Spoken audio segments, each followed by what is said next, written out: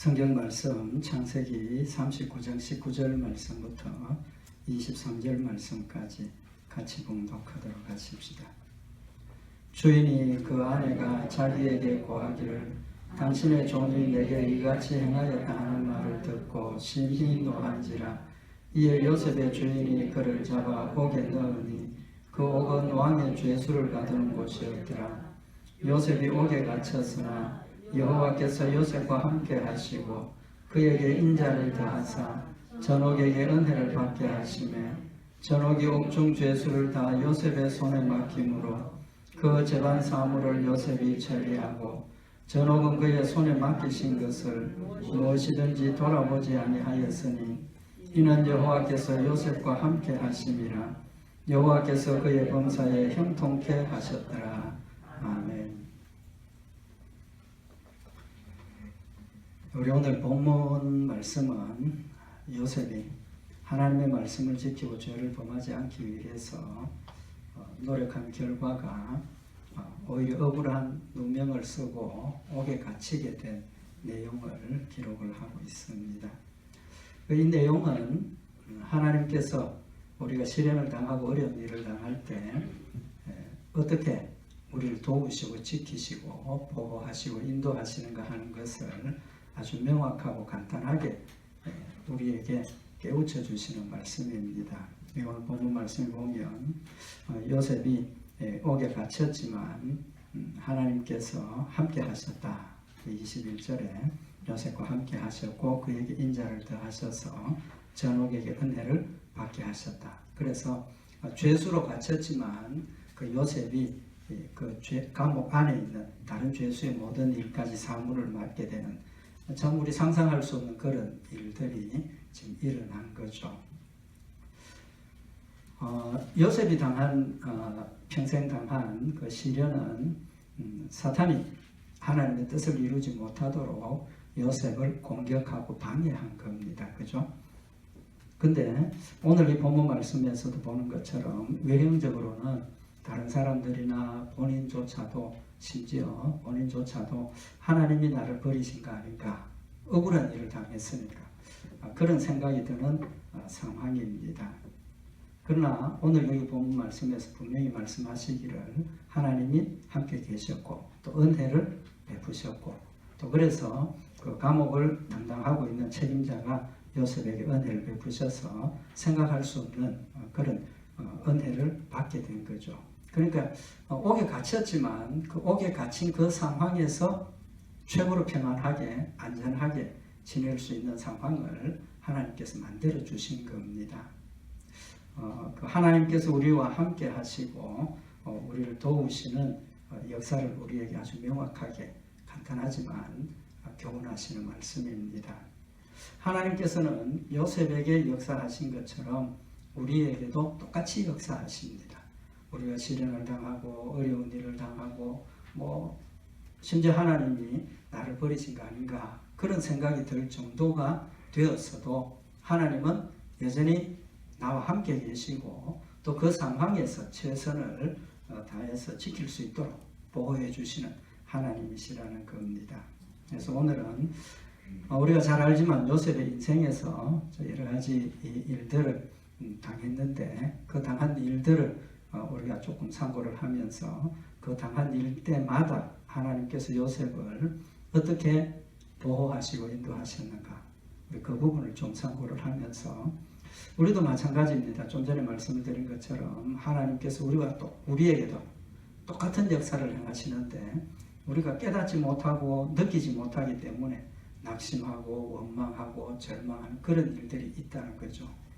그래서 하나님께서 요셉에게 역사하신 그 내용들 우리가 잠깐 참고를 하면서 내 자신에게도 그러한 일을 당할 때 하나님의 손길을 깨달을 수 있고 느낄 수 있는 그런 시간이 되기를 원합니다. 첫 번째 요셉이 당한 고난이 뭡니까? 아마 상상할 수 없는 일이죠.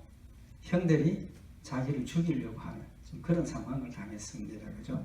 요셉은 사실은 막내로 태어나서 이제 그 뒤에 자기가 애국으로 오고 난 뒤에 또 동생이 하나 더 태어나지만 막내로 태어나서 아버지의 특별한 사랑을 받고 자랐습니다. 그래서 형들이 요셉을 시기했죠.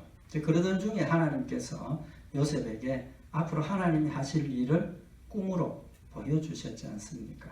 그래서 그 꿈의 내용을 식구들에게 이야기를 했더니 형들이 화를 내죠. 그 내용이 뭡니까? 그 내용의 뜻은 모든 식구들이 요셉에게 절을 하는 그런 의미를 가진 꿈을 꾸고 이야기를 했더니 형들이 야 그럼 우리가 또 아버지 어머니까지 나한테 절하게 된다는 말이냐? 근데 그게 마음에 안 그래도 미워 죽겠는데 꿈이라고 꾼 걸 이야기를 하는 것을 보면 부모님들부터 자기들 모두가 그 요셉 앞에 엎드려서 절한다 하는 그런 상황이 되니까 형들이 마음이 굉장히 상했죠. 그래서 어느 날 아버지가 요셉을 가서 형들이 지금 양치고 있는 곳에 가서 형들이 어떤지 좀 안부를 보고 오느라 이제 명령을 해서 요셉이 갔습니다. 형들이 요셉이 오는 걸 보고 어떤 의논을 합니까? 창세기 37장에 보면 요셉이 저기서 멀리 오는 걸 보고 어떤 한 형이 야 꿈쟁이가 온다. 우리 저를 죽이고 그 꿈이 어떻게 되는 것을 우리가 보자. 창세기 37장 20절에 보면 그렇게 이야기를 합니다. 그래서 형들도 동조를 하고 이제 죽이려고 생각을 하는데 누가 나타납니까? 르우벤이 나타나서 아니다. 우리 손으로 죽이지는 말고 저기 물 없는 웅덩이가 있으니까 저기 그냥 던져 넣어서 어떻게 하자. 이제 그러고 사실은 이제 르우벤은 이제 기회를 봐서 동생을 구출해서 집으로 돌려보내려고 생각을 한 거죠. 이제 그렇게 요셉이 와서 채색 옷을 벗기고 구덩이에 던져놓고 난 뒤에 형들은 음식을 먹고 있었습니다. 음식을 먹고 있는 중에 누가 지나갑니까? 이스마엘 사람 상인들이 이제 향품이나 뭐 약들을 싣고 쭉 지나가는 걸 보고 유다가 형제들에게 우리 동생 죽이면 무슨 유익이 있겠느냐 그러지 말고 우리 지금 저기 이스마엘 사람에게 팔아넘기자. 형제들도 가만 생각해 보니까 죽이는 것보다는 팔아넘기면 애국으로 이제 먼 나라로 가버리니까 그 꿈이 이루어질 가능성이 없죠. 그래서 이제 팔아넘겨서 요셉은 어디로 갑니까? 애국으로 가게 되는 겁니다. 그죠? 이 일에 보면 이 일의 결과가 누구에게 유익했습니까? 하나님께서 요셉을 구원한 거죠. 근데 단편적으로 보면 그렇지만 사실은 요셉에게만 유익한 게 아니고 형제들에게도 유익했고 멀리 보면 지금 우리에게도 유익한 일입니다. 왜 그렇습니까? 하나님께서 아브라함에게 가나안 땅을 주시면서 내가 이 땅을 너와 너 후손들에게 주겠다 약속을 하시고 당장 그냥 아브라함이 그 땅을 가지는 게 아니라 뭐라고 말씀을 하십니까? 네 후손들이 가나안 땅을 떠나서 애굽으로 내려갈 것이고 애굽에서 400년 동안 종살이를 하다가 때가 되면 돌아와서 이 가나안 땅을 가지게 될 거다. 이제 그 구속의 역사를 이제 하나님께서 우리에게 교훈하시는 부분인데 어쨌든 하나님께서 아브라함에게 너희 후손들이 애굽으로 내려가서 400년 동안 종살이 하다가 하나님께서 구원의 역사를 이루셔서 가나안 땅 천국을 너희에게 주신다. 약속을 하셨습니다. 그럼 그 약속을 이루기 위해서 아브라함의 후손 중에 누군가가 애굽으로 내려가야 되는 거죠. 그래서 애굽에 내려가게 하시는데 바로 이 요셉이 애굽으로 내려갔기 때문에 그 온 가족도 그걸로 내려가게 되고 그곳에 정착하고 400년 동안 종살이를 했지만 그곳에 안전하게 정착하는 일은 요셉이 총리 대신이 되어 있었기 때문에 가족들을 모시고 오고 좋은 땅을 목초지를 제공을 하고 편안하게 거기에 정착할 수 있는 축복을 하나님 주신 거죠. 그렇게 보면 이 일은 요셉만 위한 것이 아니고 하나님의 뜻을 성취하기 위한 목적이 거기에 있었다는 겁니다. 그러면 좀 전에 말씀드린 것처럼 요셉에게도 유익하고 요셉의 식구들에게도 유익하고 그 이후에 태어나는 이스라엘 모든 백성들에게 하나님의 축복의 역사를 구속의 역사를 완성하기 위한 일이었다 라고 우리가 믿어야 되고 믿을 수 있고 그 결과는 지금 우리도 그런 혜택을 받고 있는 거죠. 그렇다면 그 일이 그냥 우리가 단순히 요셉이 하나님 말씀대로 순종하고 어쩌고 이렇기 때문에 하나님께서 그를 보호하셨다가 아니라 하나님의 뜻을 성취하는 과정에서 누가 역사합니까? 사탄이 역사하는 거죠. 하시는 게 아니라 하는 거죠. 사탄이 역사해서 형들의 마음을 안 그래도 미워하고 있던 그 마음을 폭발시켜서 죽이자. 근데 하나님께서 그냥 버려두시지 않고 그들 중에 르우벤을 역사를 해서 죽이지 말고 구덩이에 던져넣어라. 그 잠시 시간을 벌어서 이스마엘 상인이 지나가는 사람을 보고 팔아넘기게 되고 애굽으로 팔려갔다. 그렇게 되어지는 겁니다. 그 다음에 한 가지 더 중요한 게 뭐냐 하면 만약에 형제들이 요셉을 처음에 생각했던 대로 죽였다면 어떻게 되었겠습니까? 하나님의 뜻은 이루어지지 않죠. 뜻만 이루어지는 게 아니라 직접적으로 아무리 마음이 악하지만 순간에 화가 나서 동생을 죽이기로 결정하고 죽였지만 그 형제들의 마음은 어떻게 했습니까? 평생 동안 동생을 죽였다라는 그런 죄책감 때문에 고생했을 겁니다. 근데 하나님께서 그들의 역사를 막으셔서 형들이 동생을 죽이려고 하는 그 일을 막으셨다. 정말 이 무서운 범죄를 범하지 않도록 막으셨다는 겁니다. 뿐만 아니라 그 일을 막으셨을 뿐만 아니라 그 형제들에게는 회개할 수 있는 기회를 주셨습니다. 회개할 수 있는 기회를 주셨습니다. 왜 그렇습니까? 하나님께서 이스라엘의 역사를 이삭의 후손 12지파를 통해서 이스라엘 나라를 세우시고 출발하시려고 하는데 그 12지파 중에 11사람이 그런 무서운 죄를 범하는 것 하나님 원치 않는다. 동생을 파는 것도 그건 참 무서운 일이지만 지키셨다. 그리고 팔았지만 후에 잘 아시죠? 후에 보면 이삭이 죽고 난 뒤에 형들이 동생에게 사람을 보내죠. 뭐라고 합니까? 아버지가 죽기 전에 내 죽더라도 너 형들에게 원수 갚지 말라고 유언하고 죽으셨다. 그 형들하고 요셉하고 지금 요셉을 팔았던 그 원한이 지금 해결이 됐습니까? 안 됐습니까? 해결이 안 된 거죠. 형들의 마음속에는 우리 가족을 이때까지 먹이고 입히고 보호한 것은 누구 때문에? 아버지가 살아계셔서 요셉이 효성이 지극하니까 아버지 때문에 우리를 해치지 않고 있었는데 이제는 아버지가 돌아가셨으니까 요셉이 우리에게 원수를 갚지 않겠나. 그런 걱정이 생긴 거죠. 그래서 가짜 유언을 만들어가지고 전달을 했습니다. 그리고 요셉의 형들이 요셉에게 와서 엎드려서 우리 잘못했다. 요셉이 뭐라고 대답을 합니까? 마지막에 말씀을 참고하겠지만 요셉이 이 모든 되어진 일이 하나님께서 우리를 구원하시기 위해서 하신 일이다. 난 당신들 이미 다 용서했다. 하나님이 하신 일이었기 때문에 내가 당신들을 미워할 것도 없고 아버지가 돌아가셨다고 당신 형들을 내가 처단하고 그런 일 하지 않는다. 명확하게 지금 이야기를 하는 겁니다.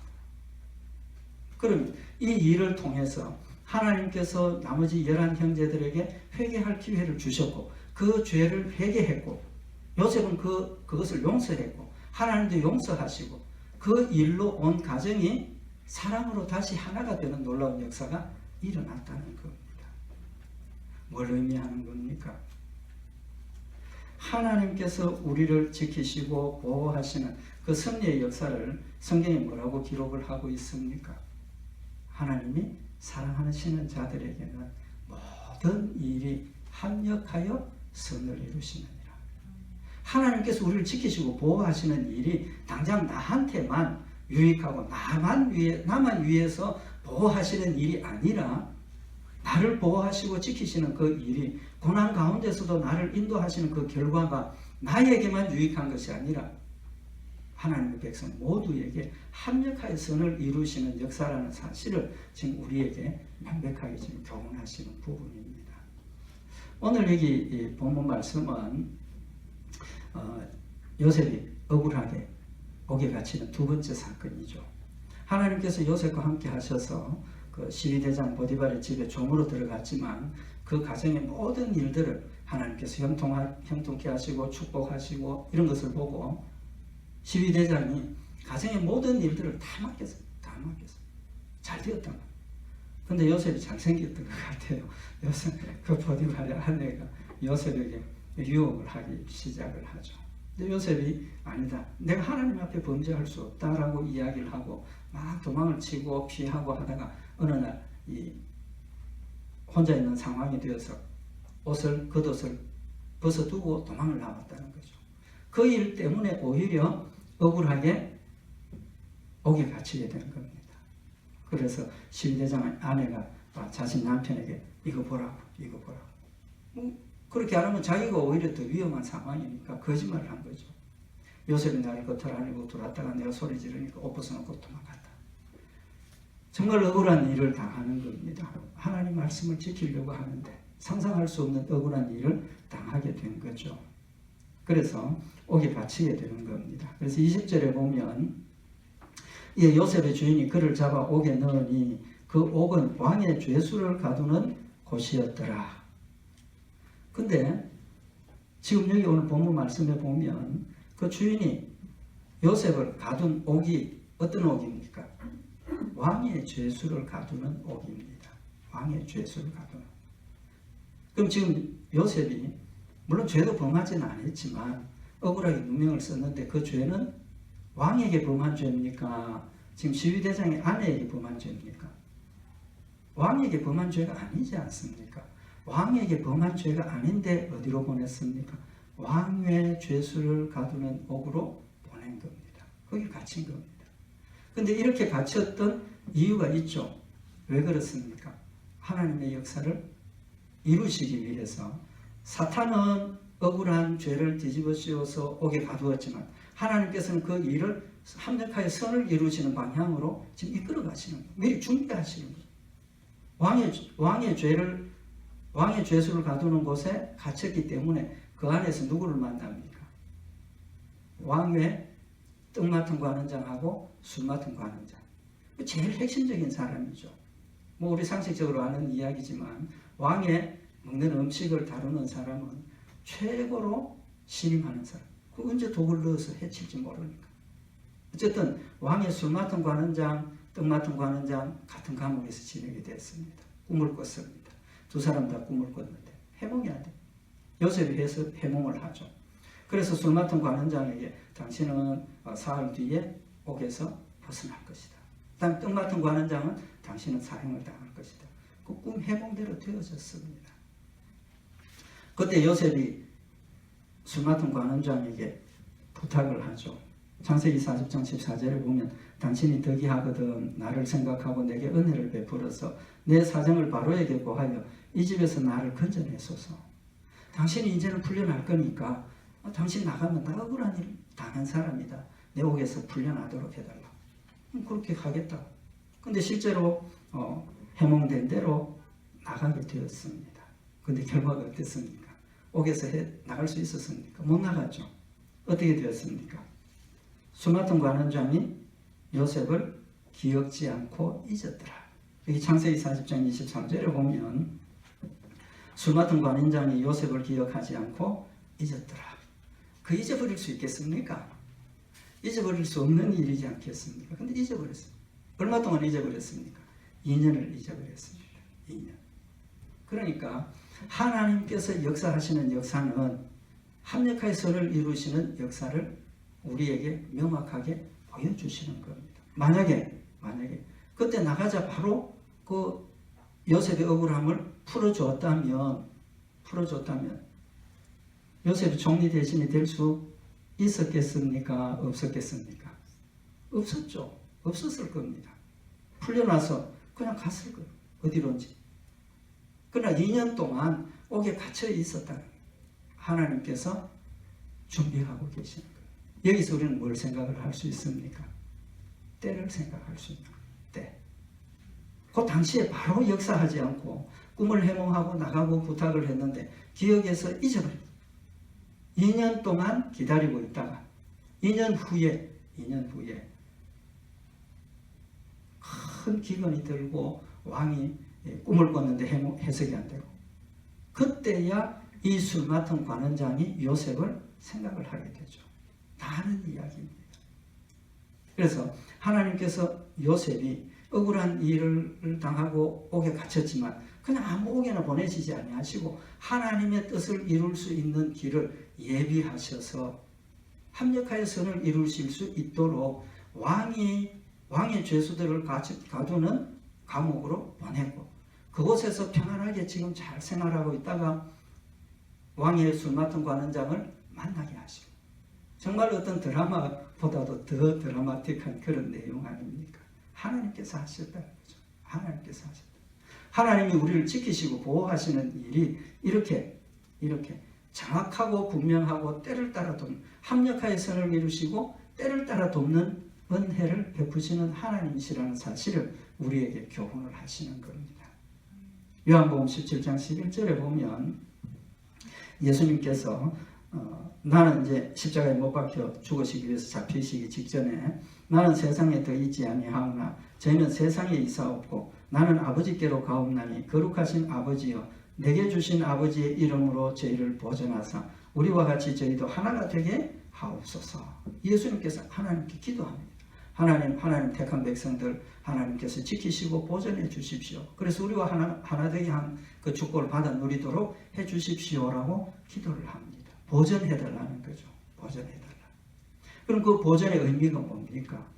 우리 보존의 의미를 예수님께서 바로 설명을 하셨는데 요한복음 17장 15절에 보면 내가 비옵는 것은 저희를 세상에서 데려가시기를 위함이 아니요 오직 악에 빠지지 않게 보존하기를 위함입니다.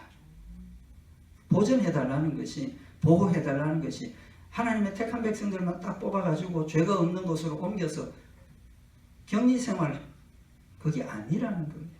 그게 아니라 세상 가운데 살고 세상 가운데 살지만 뭐가 있습니까? 사탄의 공격이 있고 역사가 있고 사탄의 역사를 물리치고 죄 가운데 넘어지지 않도록 보존해달라는 겁니다. 무슨 의미입니까?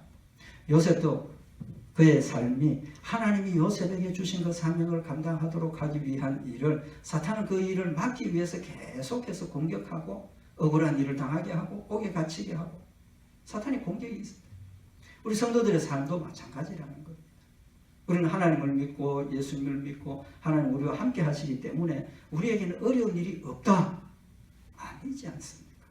어려운 일이 없는 것이 아니라 예수를 믿기 때문에 오히려 더 큰 시련이 우리에게 있다는 겁니다. 왜 그렇습니까? 사탄이 우리를 하나님의 뜻을 이행하지 못하도록 하고 우리를 천국 가지 못하도록 하고 우리로 하나님으로부터 멀어지게 만들려고 계속해서 노리고 있기 때문에 노리는 것만 아니라 공격하고 있기 때문입니다.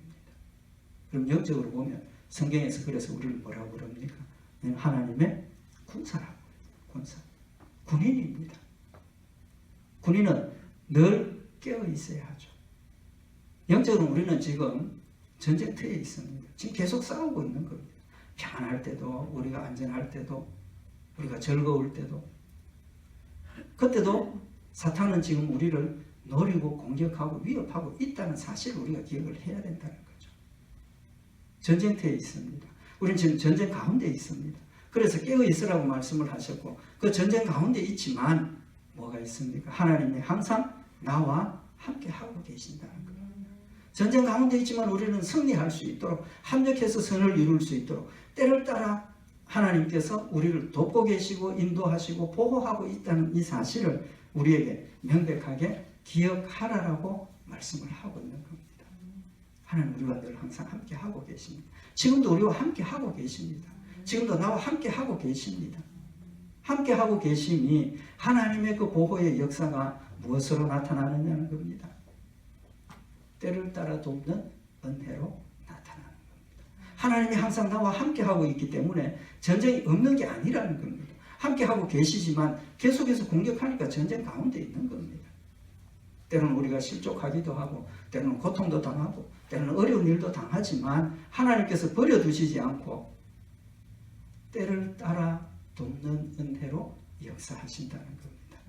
그래서 전도서 3장 1절에 보면 천하의 범사가 기한이 있고 모든 목적이 이룰 때가 있다. 기한이 있고 때가 있다. 하나님이 일을 하시는데 아무 때나 뭐 그냥 이 마음에 생각나는 대로 즉흥적으로 절대로 그런 하나님 아니시라는 겁니다.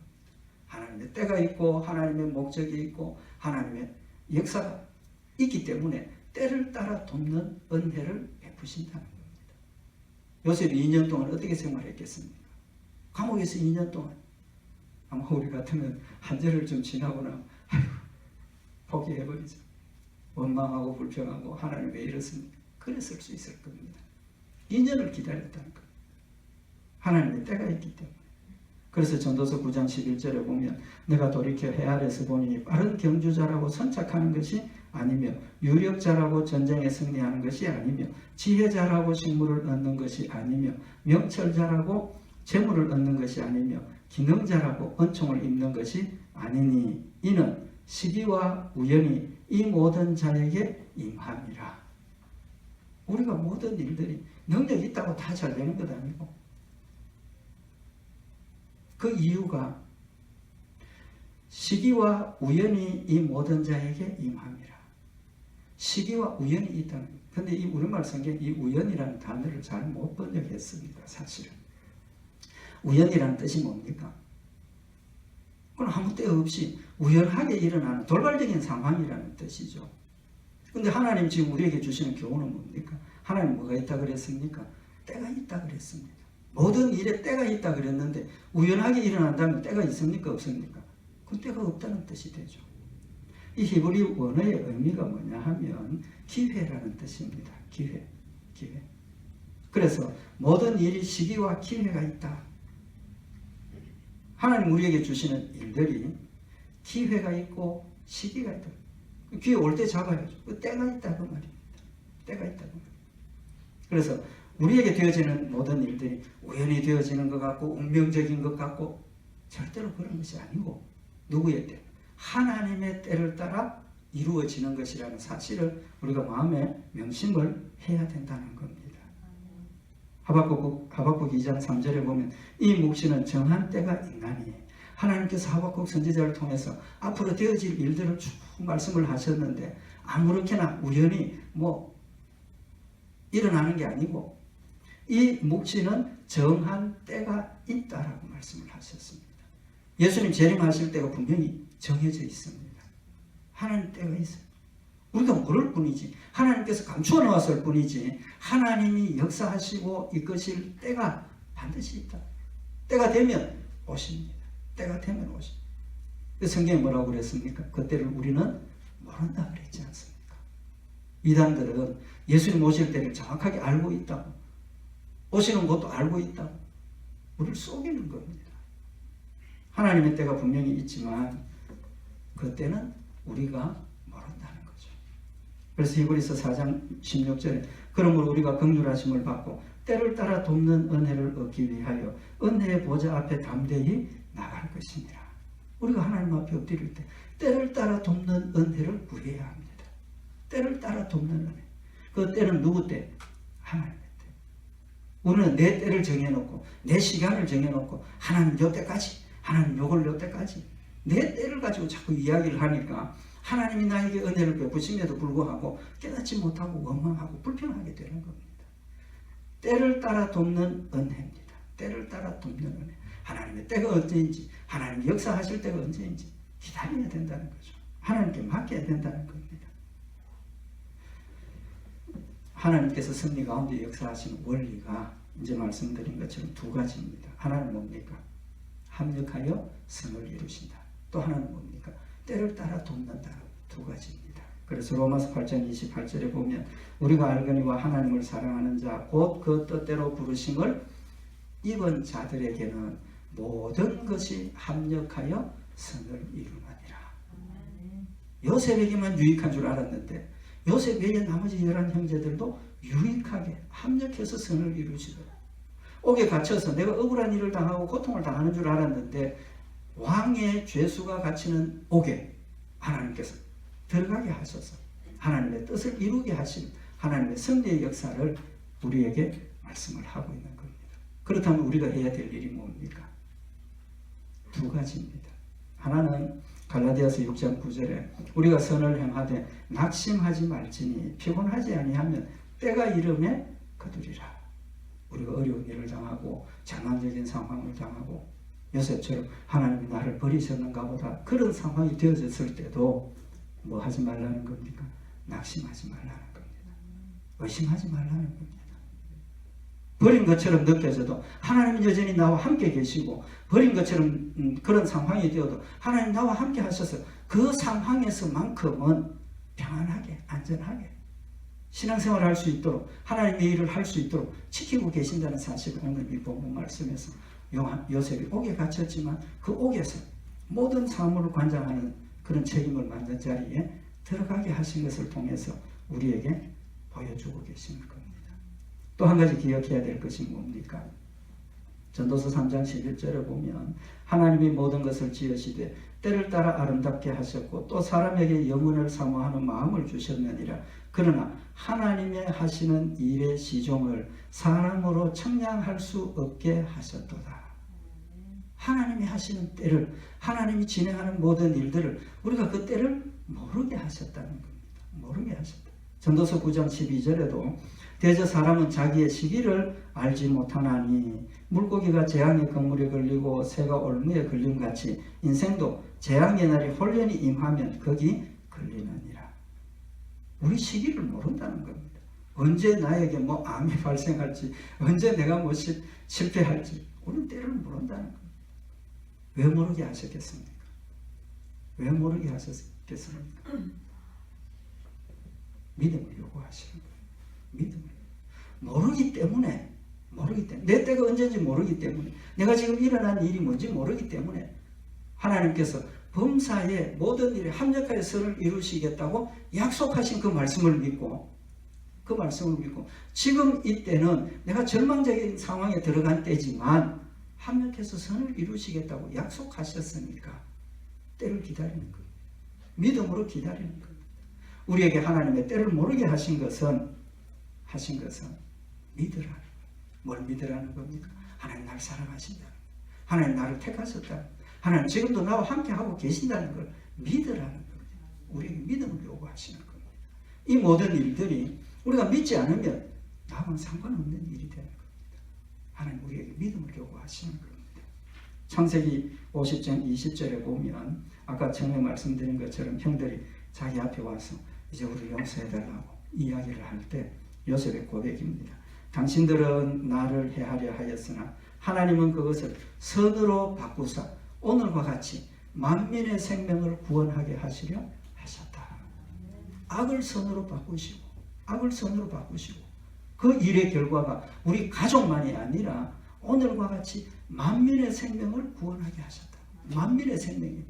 하나님의 구속사적인 관점에서 이 일을 받아들였고 믿었기 때문에 우리 가정이 아니라 하나님께서 약속하신 우리 조상 아브라함에게 약속하신 천국의 택한 백성들의 생명을 구원하는 그 일을 이루셨다라고 고백을 하고 있는 겁니다. 이런 고백을 할 수 있었던 이유가 무엇이겠습니까? 믿음이지 않습니까? 하나님을 믿었기 때문에 나를 통해서 하나님께서 구속의 사역을 이루시고 천국을 우리에게 주신다는 약속을 믿었기 때문에 그런 고백을 할 수 있었던 겁니다. 그런 믿음을 가졌기 때문에 그 지나오는 과정에 있었던 모든 일들도 원망하지 않고 불평하지 않고 자신의 처해 있는 그 상황에서 열심히 신실하게 하나님 말씀대로 순종하고 섬겼기 때문에 이런 열매가 맺혀졌다는 사실을 교훈을 하고 있습니다. 우리 오늘 하나님 나와 함께하고 계시는 하나님 섭리 가운데 때를 따라 돕는 은혜 가운데 나를 인도하고 계심을 다시 한번 마음에 새기고 하나님의 섭리와 하나님의 은혜를 늘 감사하고 또 낙심하지 말고 힘을 다해서 주의 일에 충성하고 헌신하는 우리 성도들 되시기를 바랍니다. 기도드리십시오. 사랑의 하나님 아버지, 요셉은 참으로 어렵고 험난한 일들을 당하고 의심할 수 있는 또 절망할 수 있는 상황에 있었음에도 불구하고 늘 함께 하신 하나님의 손길을 느끼고 믿음으로 그 모든 일들을 잘 감당하여서 하나님이 계획하시고 승리하신 일들을 이루는 믿음의 열매가 있었음을 저희들이 상고하였나이다. 우리의 영혼을 늘 밝혀주시고 함께 하신 하나님을 늘 깨닫고 느끼게 하시고 믿음으로 인내하며 주의 뜻을 이루는 저희들 되도록 주님 축복하여 주시옵소서. 늘 승리케 하실 줄 믿고 감사드리오며 우리 주 예수 그리스도의 이름으로 기도드리옵나이다.